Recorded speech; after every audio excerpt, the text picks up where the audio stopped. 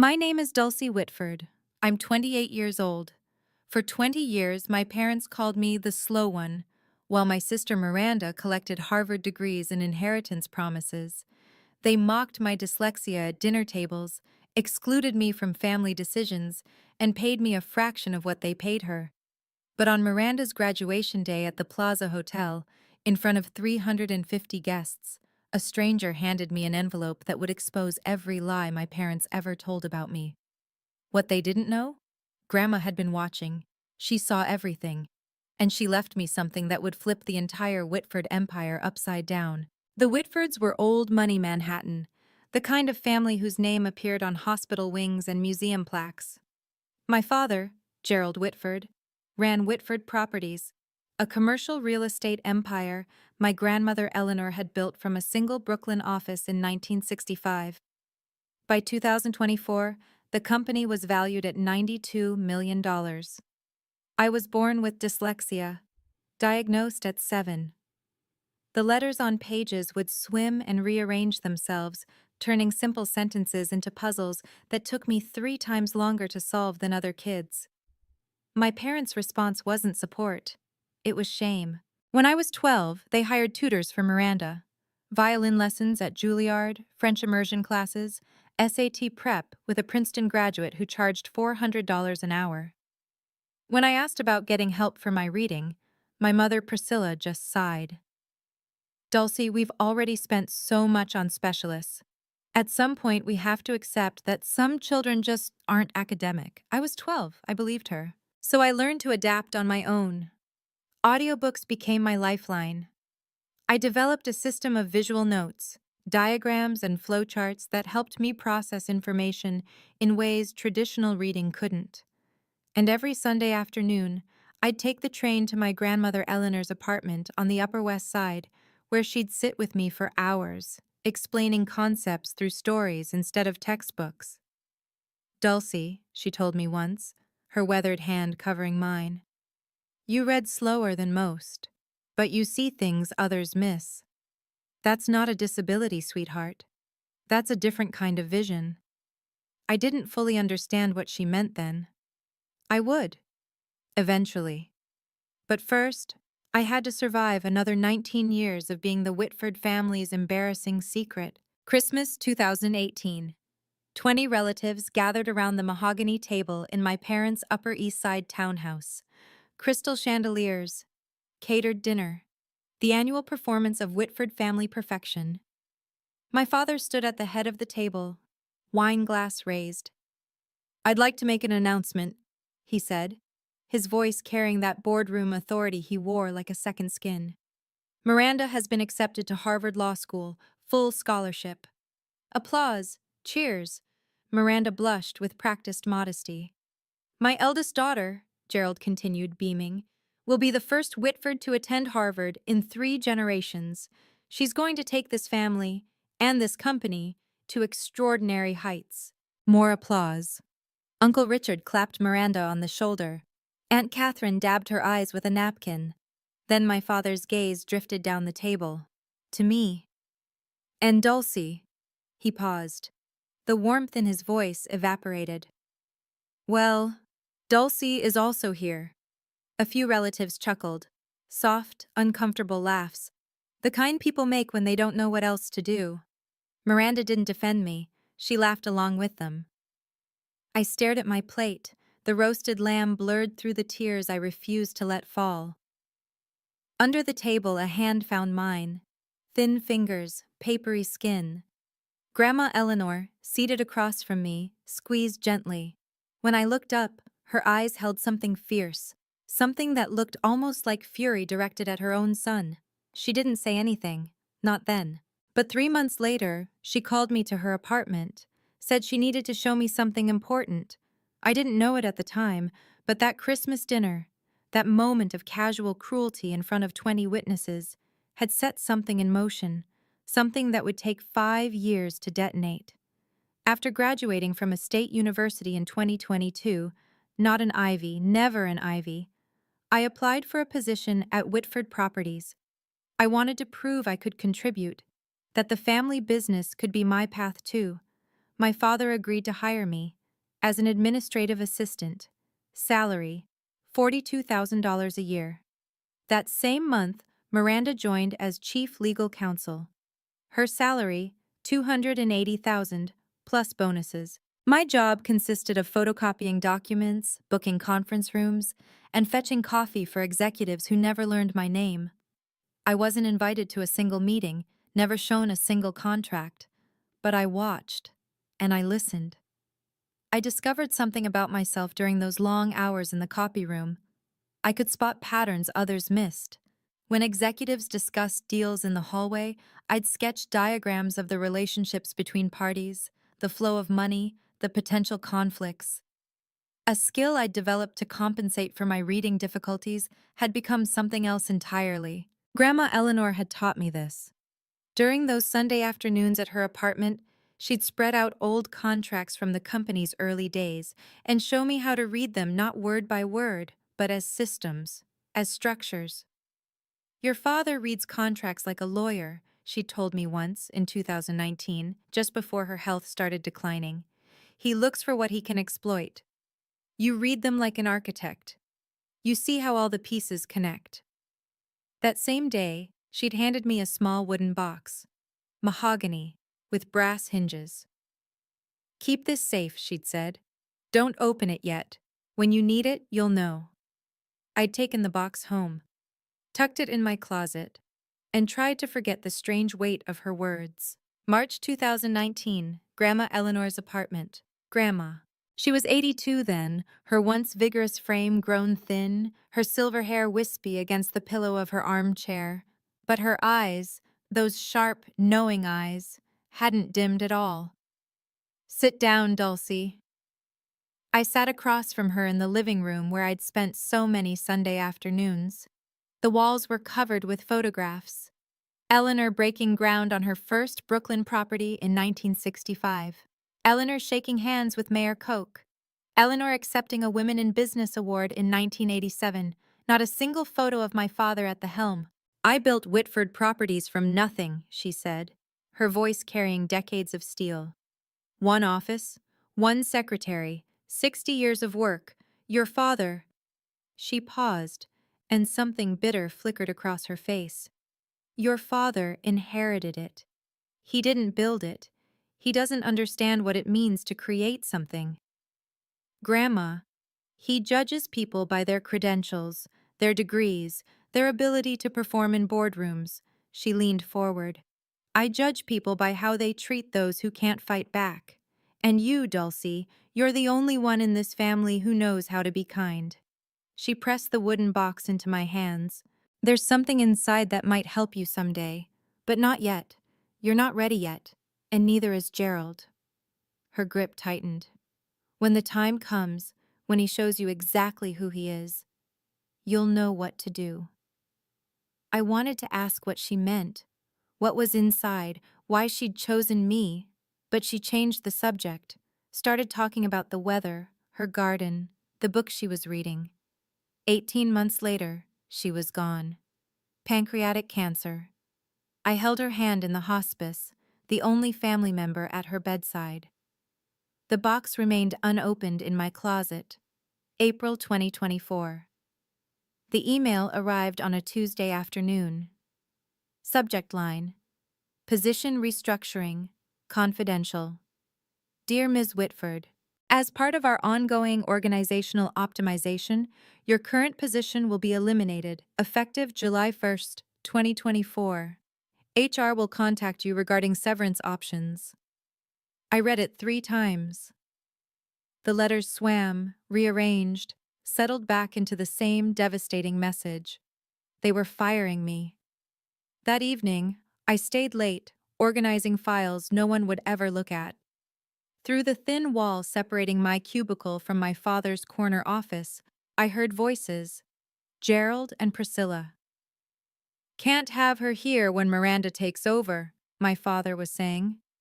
It looks bad. The CEO's sister working as a secretary. People will ask questions. What kind of questions? Why she's not in leadership, why we haven't promoted her. A pause. Why she's the way she is.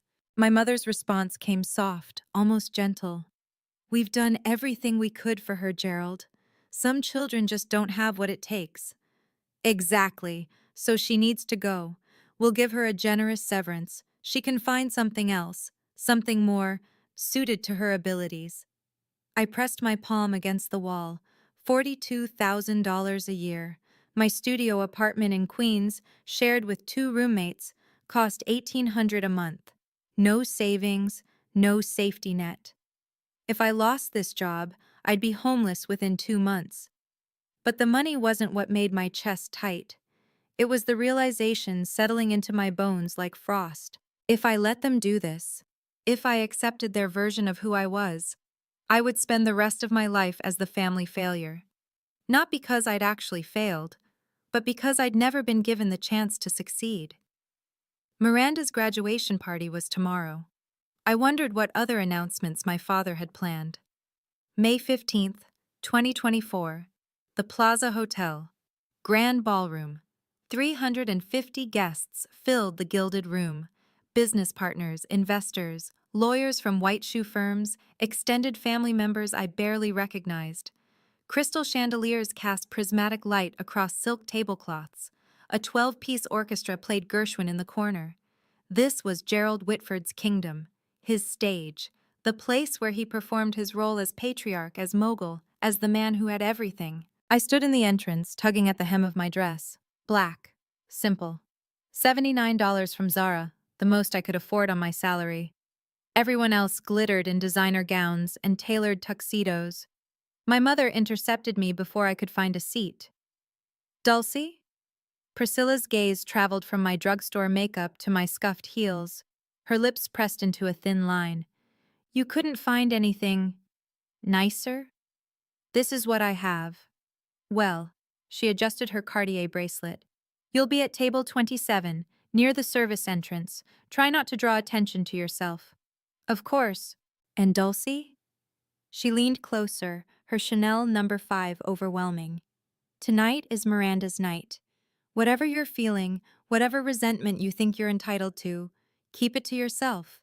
Don't embarrass us." She walked away before I could respond. Table 27 was at the back of the ballroom, partially hidden behind a pillar.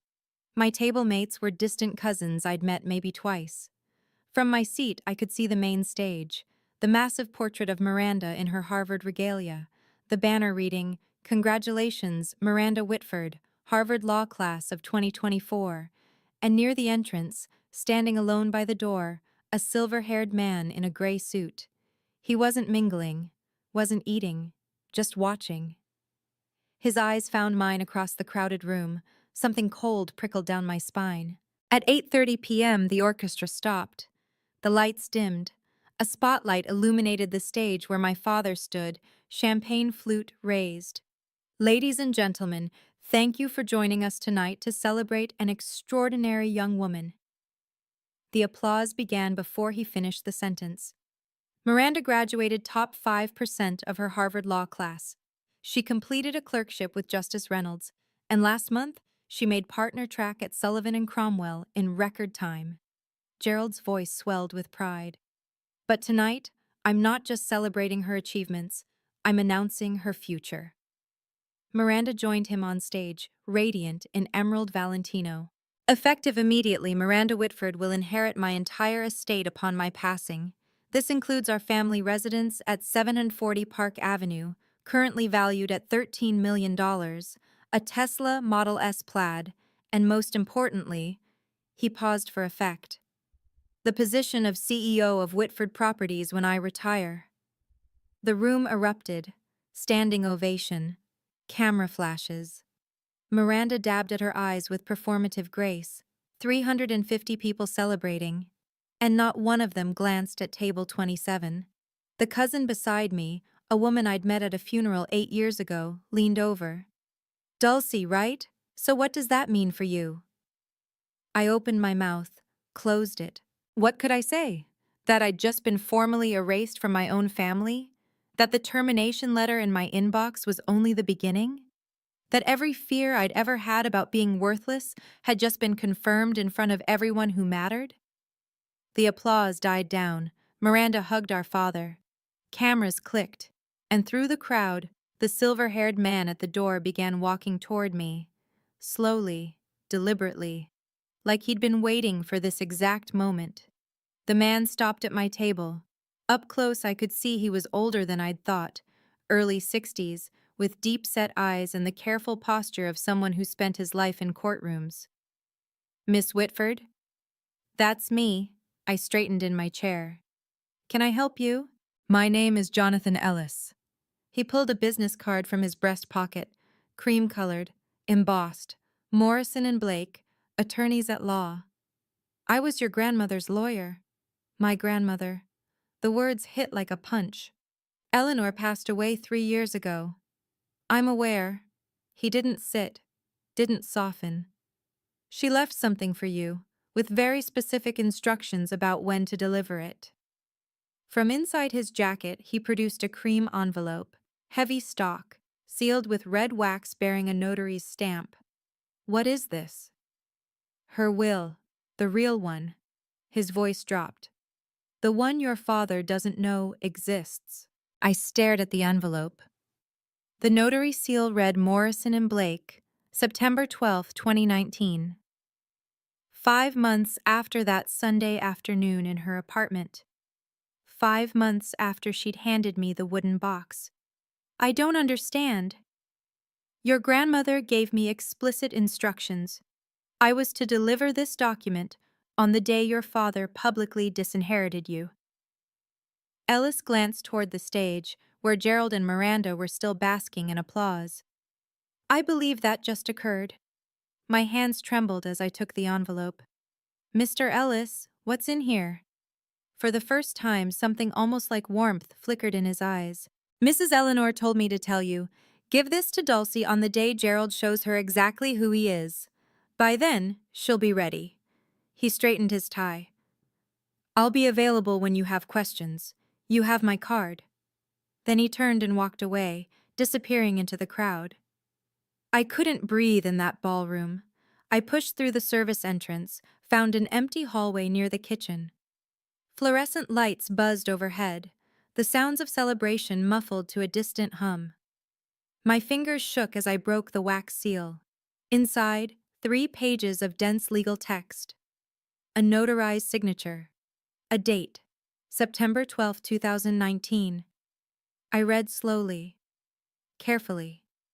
The letters swam, but I forced them into focus. "I, Eleanor Margaret Whitford, being of sound mind and body, do hereby revoke all previous testamentary documents and declare this to be my last will and testament." My eyes caught on a paragraph near the middle. "To my granddaughter, Dulcie Ann Whitford, I bequeath 51% of my shares in Whitford Properties, LLC, currently valued at approximately $47 million, along with all voting rights associated therewith." I read it again, and again. 51%, controlling interest.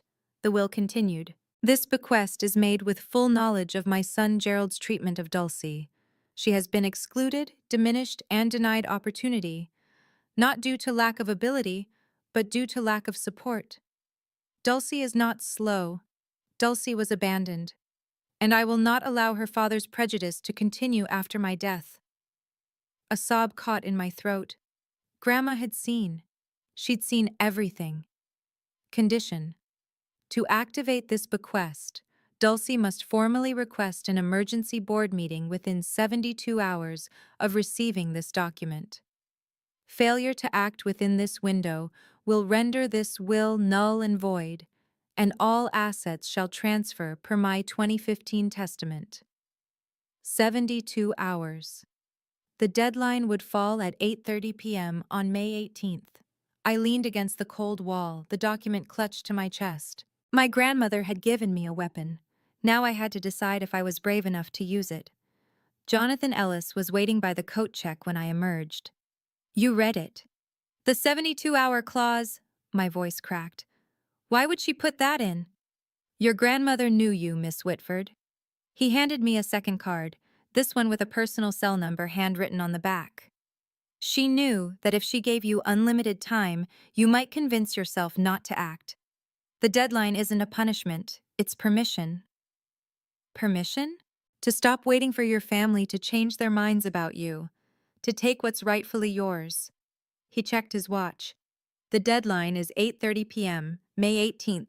3 days.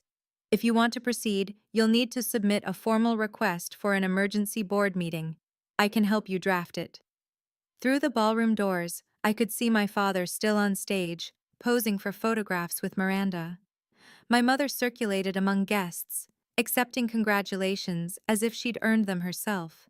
If I did this, if I invoked the will, I would destroy every relationship I had left. My parents would never forgive me. Miranda would see it as betrayal. But if I stayed silent, I would accept their verdict. I would become exactly what they'd always said I was, the failure, the slow one, the daughter who didn't matter. Miss Whitford, Ellis's voice cut through my spiral. Your grandmother believed in you. She spent the last 3 years of her life preparing for this moment. The question is, do you believe in yourself? I looked at the will in my hands, at the elegant signature of the woman who'd held my hand under Christmas tables and taught me to read contracts like architecture. I'll call you tomorrow, I said. We're requesting that board meeting. Ellis allowed himself a small smile. She said you would. I'm going to pause here for just a moment. If you've ever been underestimated by the people who were supposed to believe in you, if you know what it feels like to be dismissed, I want you to comment the word enough below. Let me know I'm not alone in this. And if you want to see what happened when I walked into that boardroom, keep watching, because we're just getting started. Now back to the story. That night, back in my cramped Queens apartment, I finally opened the wooden box. My roommates were asleep. The only light came from the street lamp outside my window, casting orange stripes across my bed where I sat cross-legged, the mahogany box in my lap. The brass hinges creaked as I lifted the lid. Inside, a handwritten letter on Eleanor's personal stationery, a faded document with a 1965 date stamp, and a USB drive, sleek and modern, clearly added much later. I reached for the letter first. My dearest Dulcie, if you're reading this, then Jonathan has done his job, and your father has done exactly what I feared he would. I'm sorry I couldn't protect you while I was alive, but I can protect you now. The enclosed document is the original partnership agreement from 1965, when I founded Whitford Properties with 2 colleagues who have long since passed. Your father has never seen it. It establishes that the founder's shares carry permanent voting rights that cannot be diluted or transferred without board approval. The USB contains something else. Something your father hoped I'd forgotten. In 2018, Gerald proposed a resolution to reduce my voting rights from 51% to 10%. His stated reason? I was too old to understand modern business. The real reason? He wanted control, and I was in his way. The board rejected his proposal by 2 votes. I was one of those votes. I never forgot what he tried to do. And I never forgave him for the way he treated you to justify it, as though diminishing you somehow proved I was unfit. Use this wisely, Dulcie. Not for revenge, for justice. All my love, Grandma Eleanor. I plugged the USB into my laptop. The file was labeled Board Meeting Minutes March 2018, PDF. My father's attempt to strip his own mother of power. Documented, time-stamped, evidence, May 16th, 9:00 a.m. Margaret Coleman answered on the second ring. Dulcie Whitford. Her voice carried the rasp of someone who'd smoked for decades and laughed even longer. I've been wondering when you'd call. You know who I am? Sweetheart, your grandmother and I built half of Brooklyn together in the 70s. She talked about you constantly. A pause. She also told me about the will. 3 years ago, right before she passed. I gripped my phone tighter. Then you know what I'm about to do. I know what you're considering doing. There's a difference. Margaret's tone shifted, sharper now, more businesslike. You want to request an emergency board meeting. That requires 3 board members to sign the petition. I'm one. You'll need 2 more. Can you help me find them? I can do better than that. I heard papers shuffling in the background. Gerald Whitford isn't as popular as he thinks. His management style is, let's call it autocratic. At least 4 board members have expressed concerns privately. They just need someone to go first. Hope sparked in my chest. Who? Richard Holloway. Susan Park. She corrected herself. Susan Parker. They've both been on the receiving end of Gerald's temper in closed sessions. I'll make some calls. Another pause. Dulcie, I need you to understand something. This isn't going to be pleasant. Your father will fight. Your sister will fight. They'll say terrible things.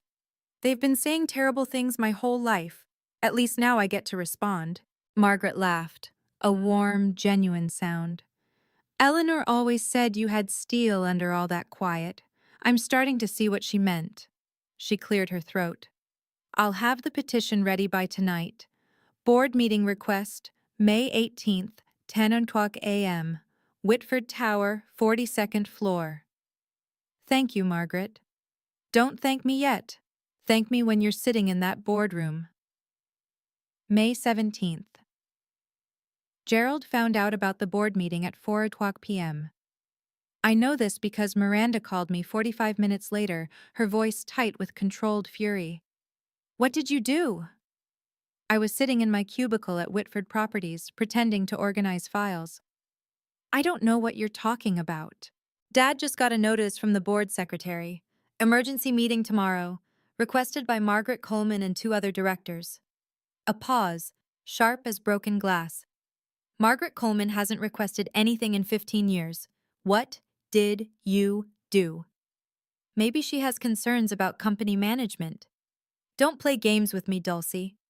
Miranda's composure cracked.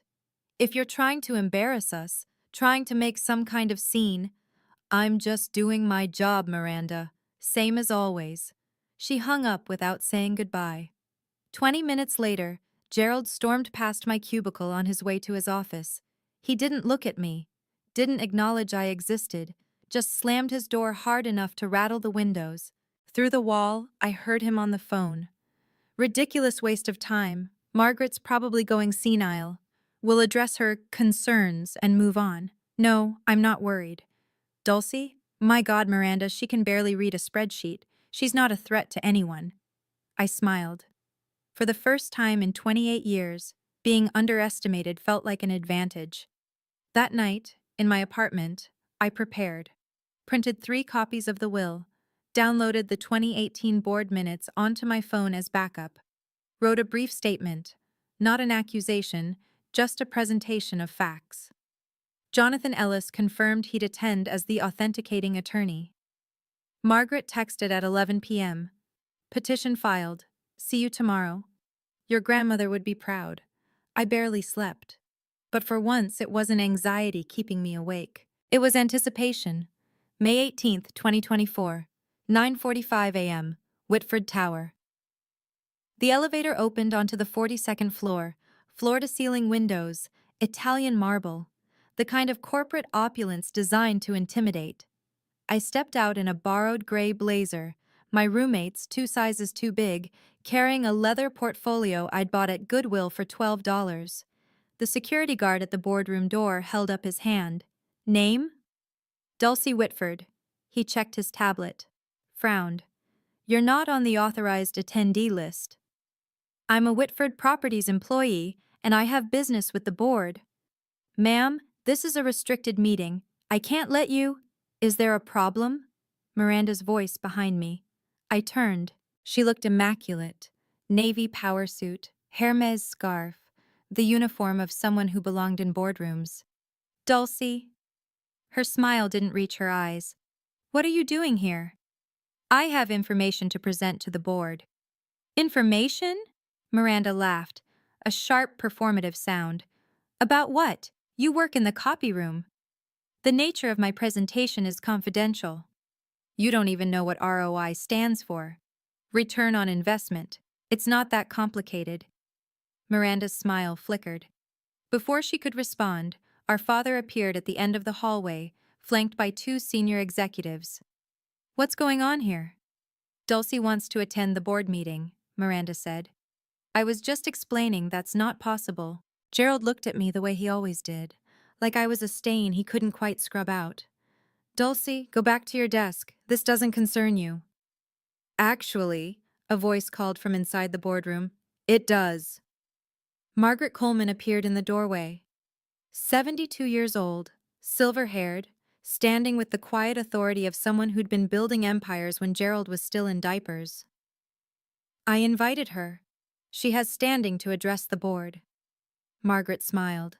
Let her in. Gerald's jaw tightened. For a moment I thought he might physically block the door.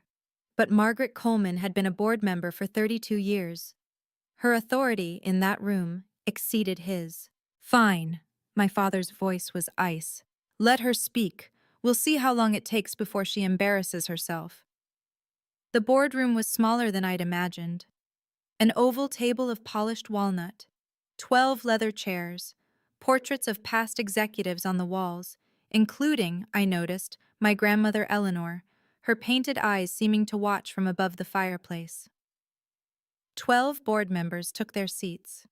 Gerald at the head, Miranda to his right, not officially a board member yet, but positioned as heir apparent. I was directed to a chair at the far end, the children's table of corporate governance. In the corner, Jonathan Ellis sat with his briefcase. He caught my eye, nodded once. Robert Hartley, the board chairman, a distinguished man in his mid-60s who'd known my grandmother for decades, called the meeting to order. This emergency session was requested by Margaret Coleman, Richard Holloway, and Susan Parker. Margaret, you have the floor. Margaret rose. Thank you, Robert. I'll keep my remarks brief. She gestured toward me. The matter I wish to address concerns a document that has recently come to light, a document that affects the ownership structure of this company. I yield my time to Miss Dulcie Whitford. All eyes turned to me. Miranda smirked. Gerald leaned back in his chair with theatrical boredom. I stood. My hands were steadier than I expected. Thank you, Mrs. Coleman, and thank you to the board for allowing me to speak. I opened my portfolio. What I'm about to present may come as a surprise to some of you. I ask only that you listen to the evidence before reaching any conclusions. Gerald sighed audibly. I ignored him. Before I could continue, my father raised his hand. I'm sorry, Robert, but before we waste the board's valuable time. Gerald stood, buttoning his jacket with deliberate slowness. I need to provide some context. Gerald, Margaret started. Dulcie is my daughter. His voice carried that patronizing warmth he used for difficult clients. And I love her, but she's not qualified to address this board on any business matter. She works in an administrative role. She has no legal training, no financial background, no strategic experience. Miranda chimed in, her tone dripping with false sympathy. Dulcie also has dyslexia. She struggles with reading. We've tried to support her, but... She shrugged elegantly. Some limitations can't be overcome with effort alone. A few board members shifted uncomfortably. What we're seeing here, Gerald continued, is a troubled young woman acting out. Perhaps due to the announcement at Miranda's graduation party, sibling jealousy is... Mr. Whitford. Robert Hartley's voice cut through like a gavel. You'll have an opportunity to respond, but Miss Whitford requested this time, and she's entitled to use it. Gerald sat down. His expression promised consequences. Miranda caught my eye and mouthed, You're embarrassing yourself. I looked at them both, my father, my sister, and felt something shift inside me. Not anger, something colder, clearer. They weren't trying to protect me. They weren't even trying to protect the company. They were trying to protect their version of the story, the version where I was nothing. Thank you, Mr. Hartley. I pulled the document from my portfolio. I won't be discussing my reading ability today. I'll be discussing this. I held up the will. The room went silent. This is the last will and testament of Eleanor Margaret Whitford, founder of this company, notarized September 12, 2019. Gerald's face drained of color. That's impossible. Gerald's voice came out strangled. My mother's will was executed in 2015. I have a copy. You have a copy of her previous will. I kept my voice level. Clinical. Under New York Estates, Powers, and Trusts law, a subsequent valid will automatically revokes all prior testamentary documents. This will, I placed it on the table, was executed 4 years after the one you possess. I slid the document to Robert Hartley. Mr. Ellis? I gestured to Jonathan, who rose from his corner seat. Would you please confirm the authenticity of this document? Jonathan approached the table. I'm Jonathan Ellis, partner at Morrison and Blake. I served as Eleanor Whitford's personal attorney from 2008 until her death in 2021. I can confirm this will was executed in my presence on September 12, 2019. It was witnessed by 2 independent notaries, and the original is held in escrow at Chase Private Client. Robert Hartley studied the document. His eyebrows rose. This will bequeaths 51% of Whitford Properties shares to... He looked up at me. To you, Miss Whitford. Murmurs rippled around the table. That's a forgery, Miranda said, but her voice had lost its confidence. It's not. Jonathan's response was immediate. And I'd advise you against making accusations of fraud without evidence, Ms. Whitford. Morrison and Blake's reputation speaks for itself. Gerald slammed his palm on the table. This is absurd. My mother was ill. She was being manipulated. Manipulated? I pulled out my phone. Perhaps you'd like to explain this then. I pressed play on the 2018 board meeting audio. My father's voice filled the room. Eleanor is 81 years old. She doesn't understand modern business. I moved to reduce her voting rights to 10%. The recording ended. The silence that followed was absolute. That recording? Gerald's face had turned a mottled purple. That was a private board discussion, which Eleanor attended. I kept my voice steady. She recorded it, as was her right as a shareholder. Robert Hartley set down the will. His expression had shifted from neutral to something harder. Miss Whitford, would you read the relevant passage aloud? For the record. I nodded, took a breath. To my granddaughter, Dulcie Ann Whitford, I bequeath 51% of my shares in Whitford Properties LLC, along with all voting rights associated therewith. I paused, letting the words settle. This bequest is made with full knowledge of my son Gerald's treatment of Dulcie. She has been excluded, diminished, and denied opportunity, not due to lack of ability, but due to lack of support. Miranda made a choking sound. Dulcie is not slow. Dulcie was abandoned, and I will not allow her father's prejudice to continue after my death. I looked directly at my father. Gerald has confused credentials with character, degrees with worth. He tried to strip me of my voting rights because I saw through him. He marginalized Dulcie because she reminded him of the kind of person he refuses to be. Gerald said nothing. His hands, I noticed, were trembling. The will concludes, I built this company from nothing. I choose who carries it forward. I choose Dulcie. Robert Hartley removed his reading glasses. Jonathan, you can confirm this document is legally binding? I can. The 2015 will is superseded. As of this moment, Dulcie Whitford is the majority shareholder of Whitford Properties. Margaret Coleman smiled quietly. Richard Holloway and Susan Parker exchanged glances, and for the first time in my life, I watched my father look at me with something other than dismissal. It was fear. This doesn't prove anything, Miranda said, but her voice had turned brittle. Even if the will is valid, which we'll contest, Dulcie has no business experience. She can't run a company. I'm not asking to run the company. I address the full board now. I'm asking you to examine the facts. I pulled the 2018 board minutes from my portfolio. March 14, 2018. Gerald Whitford proposed Resolution 2018-07 to reduce Eleanor Whitford's voting shares from 51% to 10%. His stated rationale, I found the passage. The founder is no longer capable of understanding modern business operations. That was taken out of context, Gerald said. The resolution failed by 2 votes, Eleanor's vote and Margaret Coleman's. I looked at Margaret. Is that accurate? Margaret nodded slowly. It is. Eleanor called me that night. She was devastated.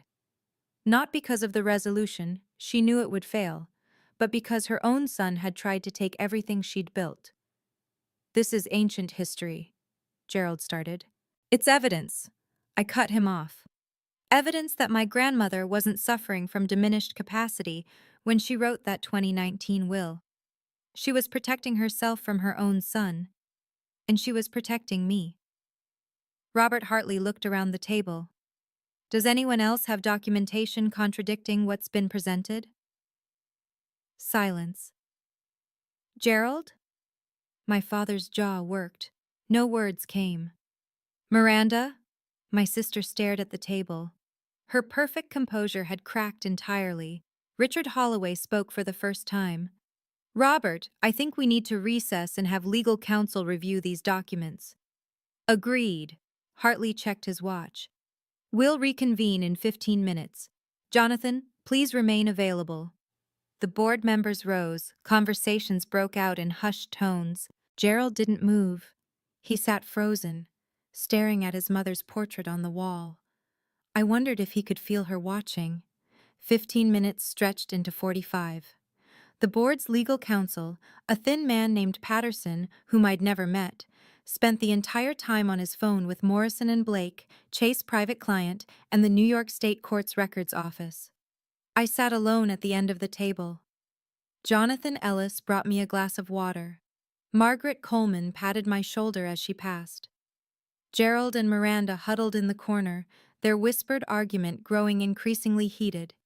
Finally, Patterson returned to the table and whispered in Robert Hartley's ear. Hartley's expression flickered, surprise, then resignation. Please take your seats.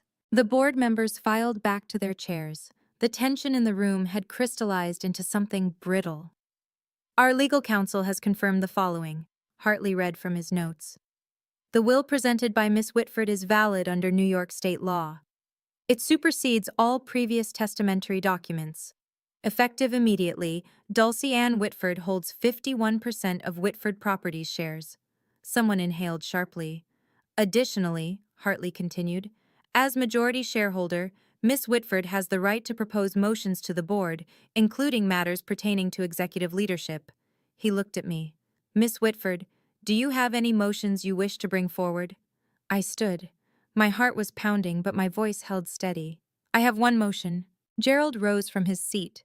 Robert, this is... Sit down, Gerald. Hartley's voice carried unexpected steel. Miss Whitford has the floor. Gerald sat. His face had gone gray. I looked around the table at 12 people who, until an hour ago, had never considered me capable of anything. Now they waited for my decision. The power to destroy my father's career was in my hands. I thought about what my grandmother would want, and I made my choice. I'm not proposing to remove Gerald Whitford as CEO. The tension in the room shifted. Miranda's head snapped up. Even Margaret looked surprised. What I am proposing, I continued, is a vote of confidence. The board will decide whether Gerald Whitford retains their confidence as CEO of Whitford Properties.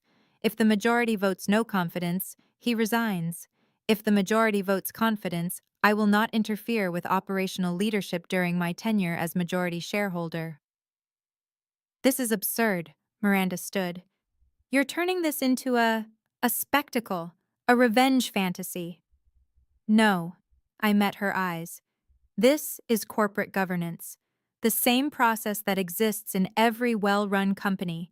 The same process Grandma Eleanor established in our bylaws 40 years ago. I paused. If Dad has the board's confidence, he has nothing to worry about. Robert Hartley studied me for a long moment. Something like respect flickered in his expression. Is there a second for this motion? Seconded. Margaret Coleman didn't hesitate. Then we'll vote. All those expressing confidence in Gerald Whitford as CEO, raise your hands. 4 hands went up. Gerald's allies. People who owed their board seats to his recommendations. All those expressing no confidence. 7 hands rose. Robert Hartley counted twice. Then he set down his pen. The motion carries, 7-4, with 1 abstention. He turned to Gerald. Mr. Whitford, the board has voted no confidence.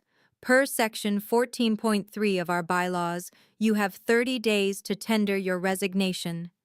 Gerald said nothing. He stood, looked at me, really looked at me. For what might have been the first time in my life, I expected rage, hatred, threats. What I saw was worse. Recognition, the understanding that he'd underestimated me so completely that he'd lost everything. He walked out without a word. I know what some of you are thinking right now. Why didn't she just fire him? Why give him the chance to keep his job? Because revenge isn't justice. Because destroying someone doesn't undo what they did to you. And because my grandmother didn't raise me to be cruel, she raised me to be fair. If that resonates with you, hit like, hit subscribe, turn on notifications, because the story isn't over, not even close. Now, back to what happened after that boardroom cleared. Gerald caught me in the private corridor outside the boardroom. Priscilla was with him. Someone must have called her during the recess. Her face was tear-streaked, mascara bleeding down her cheeks. You. Gerald's voice was barely controlled. You ungrateful, scheming. Gerald. Priscilla put a hand on his arm. Not here. Not here? She just destroyed our family in front of 12 people. I stood my ground. I didn't destroy anything. I told the truth. The truth? Gerald laughed bitterly. Your grandmother was manipulated. That lawyer Ellis, he must have... Grandma Eleanor wrote that will 5 months after you tried to strip her of power, because she saw exactly who you are. My voice didn't waver. You didn't lose because I betrayed you. You lost because you betrayed her. Priscilla stepped forward. Dulcie, sweetheart, you have to understand. We were trying to protect you. You've always struggled. We didn't want to put pressure. You didn't protect me. You erased me. 28 years of silence crystallized into words. Every Christmas dinner, every family photo, every conversation where you talked about Miranda's achievements and pretended I didn't exist. That wasn't protection. That was abandonment. That's not fair. You're right. It wasn't fair. I met my mother's eyes. I spent my whole life trying to prove I was worthy of this family. I'm done proving. The documents speak for themselves. Gerald grabbed my arm. This isn't over. We'll contest that will. I pulled free. You'll lose. And you know it, because Grandma Eleanor planned for every contingency, including this one. I walked toward the elevator. Behind me, I heard my mother's voice. Dulcie, wait. I didn't wait. For the first time in my life, I didn't need their permission to leave. The elevator doors closed on my parents' faces. I leaned against the brushed steel wall, finally allowing myself to breathe. The adrenaline that had carried me through the past 2 hours began to ebb, leaving something unexpected in its wake. Not triumph, not satisfaction, grief. I'd just severed 28 years of hoping things would change, of believing that if I was patient enough, quiet enough, good enough, my parents would eventually see me, love me the way they loved Miranda. That hope was dead now. I'd killed it myself. The elevator descended 42 floors. By the time it reached the lobby, I'd wiped my eyes and straightened my borrowed blazer. Jonathan Ellis was waiting by the security desk. That was, he searched for the word, remarkable. It was necessary. Your grandmother would agree. He fell into step beside me as I walked toward the exit. What happens now? Now I go home, sleep, try to figure out what my life looks like without the family I thought I had. And the company? I don't want to be CEO. I never did. We stopped at the revolving doors. I just want the company my grandmother built to be run by people who actually care about it. Not people who see it as their personal inheritance. Ellis nodded slowly. The board will want to meet with you, discuss transition plans, your role going forward. I know, but not today. I pushed through the door, felt the Manhattan sunlight hit my face. Today, I just need to be Dulcie Whitford, not a shareholder, not a victim, not a symbol. And tomorrow? I looked back at Whitford Tower, 42 stories of glass and steel bearing my family's name. Tomorrow, I start building something new. May 19th, 2024. Gerald Whitford signed his resignation letter at 4 p.m. I wasn't there. I learned about it through an email from Robert Hartley. Miss Whitford, your father has tendered his resignation effective June 15th, 2024. The board has appointed me as interim CEO while we conduct a search for permanent leadership. Additionally, the board has voted to offer you a formal position, strategic advisor to the board. This role would allow you to participate in major decisions while you determine your long-term relationship with the company. Please let me know your thoughts. Regards, Robert Hartley. I read the email 3 times, habit, and then forwarded it to Jonathan Ellis for review. His response came within an hour. Fair offer, no hidden strings. Congratulations, Dulcie. That evening, an all-staff email went out to the Whitford Properties team. Effective June 15th, Gerald Whitford will step down as CEO. Robert Hartley will serve as interim CEO. Additionally, the board welcomes Dulcie Whitford as a strategic advisor in her capacity as majority shareholder. We thank Gerald for his years of service and wish him well in future endeavors. My phone buzzed with messages. Colleagues I'd worked beside for 2 years, people who'd never learned my name, suddenly wanted to have coffee, to reconnect, to catch up. I ignored most of them. But one message stood out. From Patricia Morales, an executive assistant who'd started at the company in 1987, who'd worked directly with my grandmother. Dulcie, Eleanor used to talk about you constantly. She said you saw things others missed. I never understood what she meant until today. Welcome to the boardroom. She'd be so proud. I saved that message. Some validation doesn't come from family. Sometimes that's better. 1 week later, the story went public. New York Business Journal. Whitford Properties. Shakeup. Founder's granddaughter takes control after secret will surfaces. The article didn't name me directly. Corporate privacy laws prevented that, but anyone in Manhattan real estate circles knew exactly who it was about. In a dramatic turn of events, the heir apparent to the Whitford Properties empire has been displaced by a previously unknown family member. Sources close to the board describe the transition as long overdue and cite concerns about the former CEO's management style. Gerald and Priscilla canceled their appearance at the Metropolitan Museum Gala. Health reasons, according to their publicist. 3 investment partners requested meetings with me personally, not with my father, not with the board, but with me. 2 of them, after an hour-long conversation each, confirmed they'd continue their relationship with Whitford Properties. We've had concerns about Gerald's leadership for years, one admitted. Your grandmother built something special. It's good to see her vision protected. The social fallout rippled outward. Friends of my parents suddenly remembered previous engagements. Invitations to charity events dried up. The Whitford name, which had once opened every door on the Upper East Side, now carried an asterisk. I didn't celebrate their humiliation, but I didn't mourn it either. Margaret Coleman called me on Saturday morning. How are you holding up? I don't know yet. Ask me in 6 months. Fair enough. A pause. Eleanor would have handled it exactly the same way, you know. The vote of confidence instead of termination, giving him a chance he didn't deserve. She laughed softly. She always said mercy was the ultimate power move. I thought about that for a long time after we hung up. Mercy wasn't weakness. Mercy was choice. And for the first time, the choice had been mine. June 8th, 2024. 3 weeks after the board meeting. My phone rang at 2 p.m. Dulcie? My mother's voice sounded smaller than I'd ever heard it. Can we talk? Just us? I agreed to meet her at a coffee shop in Midtown. Neutral territory. No chance of Gerald appearing with lawyers. Priscilla was already there when I arrived. She looked older somehow. The careful makeup couldn't hide the exhaustion beneath. Thank you for coming. She wrapped her hands around a cup she hadn't touched. I know I don't deserve it. What do you want, Mom? To apologize. The word came out cracked. For everything. For the way we treated you, for the things we said, for the things we didn't say. Are you apologizing because you're sorry, or because everything changed? She flinched.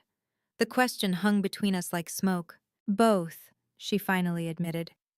I'm ashamed to say it, but both. Her eyes welled. I was so focused on Miranda's success, on maintaining appearances. I told myself we were protecting you from expectations you couldn't meet. But that was a lie I told myself, so I wouldn't have to feel guilty. You let Dad call me worthless in front of family, in front of business partners. You never defended me, not once. I know. A tear slipped down her cheek. I know, and I can never undo it. But Dulcie, I don't want to lose you entirely. I don't know if that's even possible anymore, but I had to try.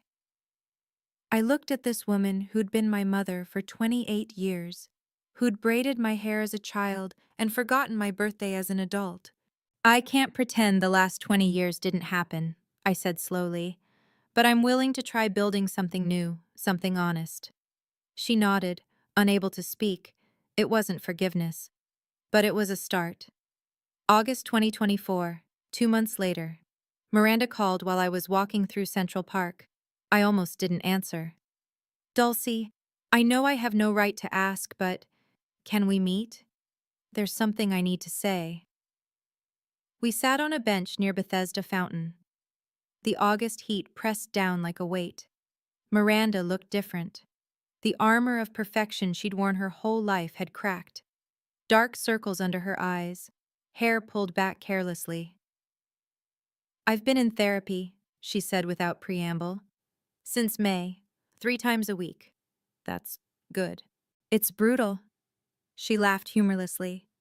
Turns out, being the golden child isn't actually a gift. It's a different kind of cage. I waited.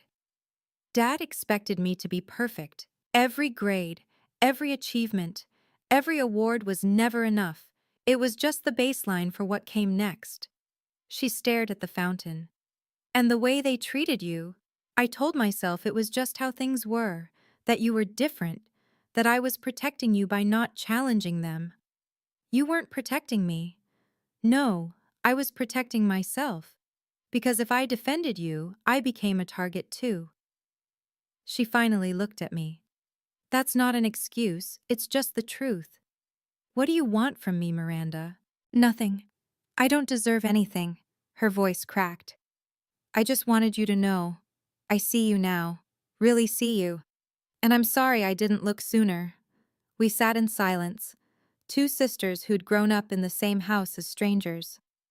I can't go back to how things were, I said finally. But I'm not interested in staying enemies either. Maybe we start over. From scratch. Miranda's eyes filled with tears. I'd like that. It wasn't the sister relationship I'd wanted as a child, but maybe it could become something real. November 2024, 6 months after the board meeting. I moved into my own apartment in Brooklyn Heights. 1 bedroom, pre-war building. A view of the bridge my grandmother had walked across to her first office in 1965. The rent was more than I'd ever paid, but I could afford it now.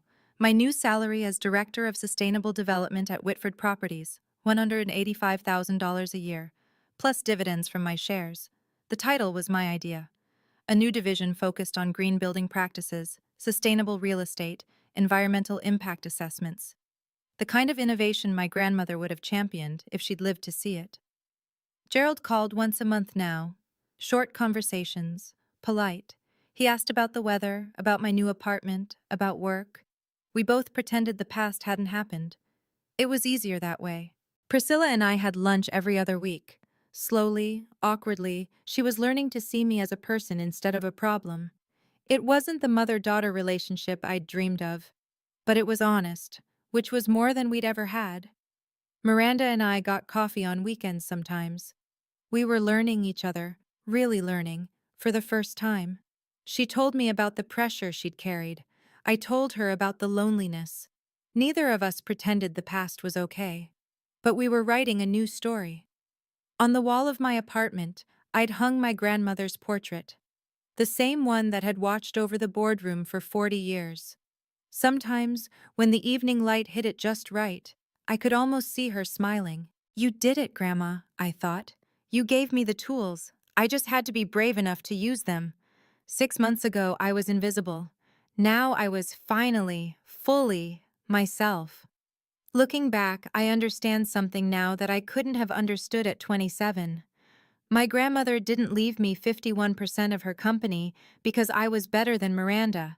She left it to me because she knew I wouldn't let power corrupt me the way it had corrupted my father. Dyslexia isn't my flaw. It's part of who I am, like my visual memory, my patience, my ability to see patterns others miss. The things that made me slow in my parents' eyes were the same things that made me see the truth when everyone else looked away. Gerald judged worth by credentials, by degrees, by performance. Eleanor judged worth by character, by kindness, by the way people treated those who couldn't fight back. And now, finally, I get to judge my own worth, not by what my parents say, not by what my sister achieved, not by what any stranger on the internet thinks, by my own standard, my own measure, my own truth. If you're watching this and you recognize yourself in my story, if you've ever been the overlooked one, the dismissed one, the one they said would never amount to anything, I want you to know something. You don't need a secret inheritance to prove your value. But you do need to give yourself permission to stop seeking approval from people who will never give it. Boundaries aren't walls, they're doors. They let you decide who gets access to your life and on what terms. My family hurt me for 28 years, but I didn't need to hurt them back to find peace. I just needed to stop waiting for them to see me and start seeing myself. That's the real inheritance my grandmother left me, and nobody can ever take it away. If this story meant something to you, if it reminded you that your worth isn't determined by the people who failed to see it, I want to hear from you. Subscribe, hit the bell, leave a comment telling me your story. And if you want more stories like this, stories about ordinary people who found the courage to stand up for themselves, check the link in the description. Thank you for being here. Thank you for listening. Until next time.